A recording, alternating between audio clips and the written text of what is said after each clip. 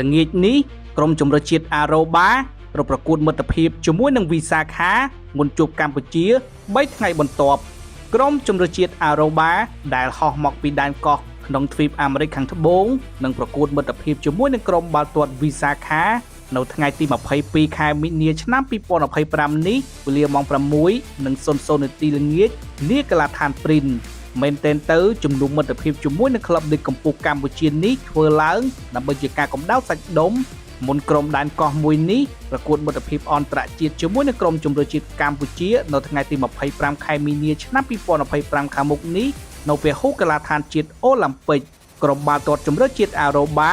ជាសមាជិករបស់សហព័ន្ធកីឡាបាល់ទាត់អាមេរិកខាងជើងនិងសហព័ន្ធកីឡាបាល់ទាត់អន្តរជាតិបច្ចុប្បន្នក្រុមបាល់ទាត់ជម្រើសជាតិអារ៉ូបាស្ថិតនៅលេខរៀងទី195ក្នុងតារាងចំណាត់ថ្នាក់ពិភពលោក FIFA Ranking ខណៈដែលកម្ពុជា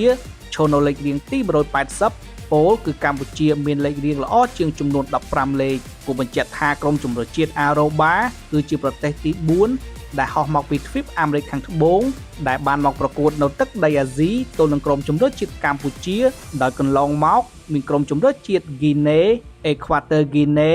និងហ្គីយ៉ាណាក្នុងនោះការប្រកួត3លើកកន្លងមកកម្ពុជាចាញ់ទាំង3